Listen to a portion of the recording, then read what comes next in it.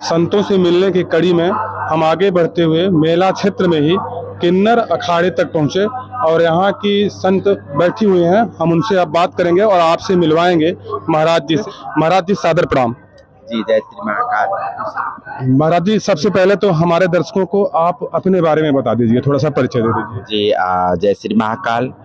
मैं किन्नर अखाड़ा की महामंडलेश्वर कौशल्या नंदगिरी प्रयागराज और किन्नर अखाड़ा की मैं प्रदेश अध्यक्ष हूँ और किन्नर कल्याण बोर्ड ट्रांसजेंडर बोर्ड की उत्तर प्रदेश सरकार की सदस्य है। जी धन्यवाद।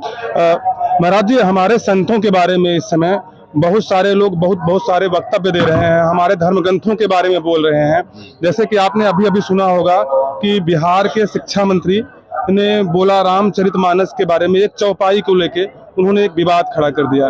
तो आप क्या कहना चाहेंगे उसके बारे में? जी मैं यही कहती हूँ, मेरा ये मानना है कि एक शब्द को लेके उनको पूरा अध्ययन करना चाहिए रामचरितमानस को, और एक शब्द को लेके उन्होंने इतनी हमारे सनातन धर्म के और हम लोग के आस्था है रामचरितमानस पे, और हमारे आस्था पे उन्होंने ठेस पहुंचा है। पूरा हम लोग संत समाज इससे आक्रोश है, और मैं हमारे उत्तर प्रदेश सरकार या सरकार से मैं ये अनुरोध करती हूँ, जल्दी से जल्दी इस चीज को संज्ञान में लेके उनको कठोर से कठोर सजाएं मिलना चाहिए, ताकि आने वाले दिन में हमारे सनातन धर्म के और हमारे हिंदू दर्शन के लिए कोई ऐसा शब्द कोई यूज न कर सके।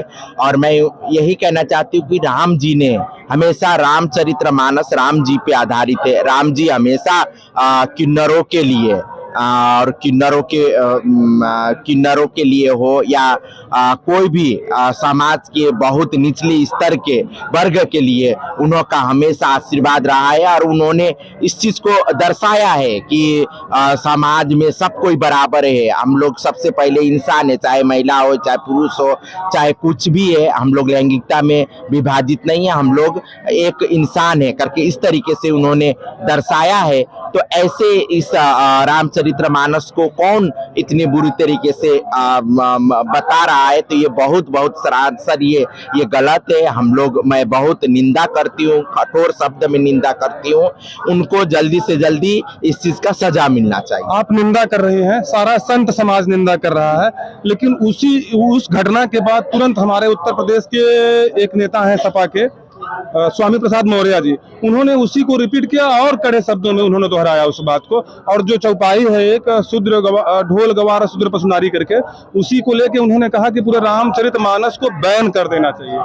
ये सरासर गलत है और ये ऐसा होना नहीं चाहिए बिल्कुल भी। यदि ऐसा कोई करता है, यदि रामचरितमानस के प्रति ऐसा कोई बोल रहा है, तो उनको सजाएं मिलना चाहिए। सजाएं मिलना चाहिए। आप सरकार से क्या उम्मीद रखते हैं? मैं सरकार से ये अपील करती हूँ कि हमारे संत समाज, पूरा किन्नर अखाड़े के जितने भी हम लोग के संत समाज बहुत ही शब्द से इस चीज से आहत है, और इनको संज्ञान में लेके इनको सजा मिलना चाहिए।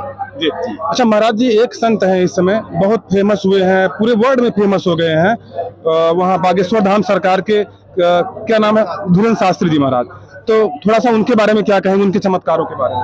जी मैं यही कहना चाहती हूँ कि हमारे सनातन ये धर्म हमेशा विश्व को एक भाई के रूप में लेके चला है, वसुधैव कुटुंबकम, क्योंकि विश्व ही हमारा एक भाई है। इतना हमारे विशाल धर्म है सनातन धर्म। और जो हमारे बागेश्वर धाम के जो शास्त्री जी ने जो अभी उनके विरोध में बहुत सारे ऐसे टीका टिप्पणी आ रही है, तो मैं कहना चाहती हूँ कि ये बहुत गलत है। हम लोग वो एक सनातन धर्म के प्रति अपना भगवा झंडा लेके आगे बढ़ रहे हैं, सनातन धर्म को आगे बढ़ा के प्रचार कर रहे हैं। तो मेरा पूरा सपोर्ट उनको है, पूरा हमारे किन्नर अखाड़ा उनको सपोर्ट करते हैं कि ऐसे जो भी इनके लिए जो गलत टिप्पणियां जो दे रहे हैं वो बहुत गलत हो रही है। उनको भी सरकार इसमें जांच करके उनको भी सजा मिलना चाहिए।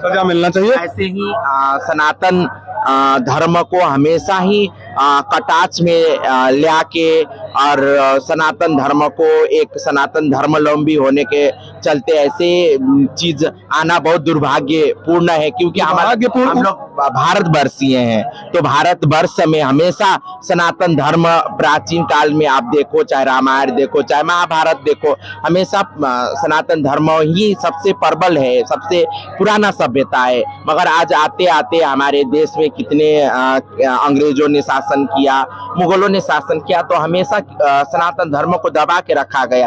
अब चाहे वो किसी को भी आप, चाहे यहाँ के रहने वाले कोई भी मुसलमान को आप डीएनए टेस्ट करवाओगे, चाहे ईसाई के डीएनए टेस्ट कराओगे, तो उसमें हिंदू ही मिलेंगे।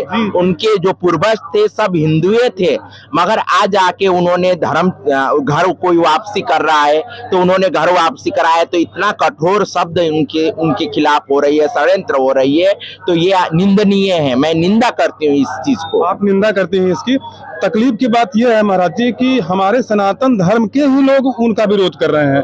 रामचरितमानस का विरोध करने वाले दूसरे धर्म वाले मोहम्मदन या ईसाई या दूसरे नहीं है, हमारे धर्म से ही लोग सनातनी ही कर रहे हैं। तकलीफ की बात तो ये है। सबसे पहले तो मैं उनको यही कहना चाहती हूँ कि रामचरितमानस का पूरा सार और पूरा भाव को उन लोग को समझना चाहिए। हमारे रामचरितमानस में एक चीज सिखाता है, समर्पण, त्याग। अपने भाई ने भाई के प्रति क्या त्याग किया है। जब राम भगवान वनवास गए तो उनके चरण पादुका लेने उनको गद्दी में रख के निस्वार्थ भाव से 14 साल जनता की सेवा किया, ये दर्शाता है। एक पिता के लिए पुत्र का जो त्याग वो दर्शाता है। और सीता मैया तो हमेशा ही अपने को त्याग किया है, चाहे वो पति के लिए त्याग किया हो, चाहे वो पति व्रत हो, या चाहे पति के लिए उन्होंने पूरा राज्य त्याग करके पति के साथ वो वनवास गई हैं। तो ये हमेशा त्याग और समर्पण का भाव दिखाता है हमारे रामचरितमानस में। तो उनको इस चीज का पूरा जानकारी होना चाहिए। वो बिना जानकारी, बिना कुछ जानकारी के आधार के बिना ऐसे टिप्पणी कर रहे हैं, तो उनका कठोर से कठोर उनको सजाए मिलना चाहिए। आम जनमानस जो है महाराज जी, वो संतों से एक उम्मीद रखे बैठा है कि ये लोग ऐसे ही जब बोलते रहेंगे हमेशा, तो वो कहाँ जाएगा? आम जनमानस आपके पास ही आएगा, आप संतों के पास से आएगा, आपसे सलाह लेगा और एक आंदोलन खड़ा करेगा।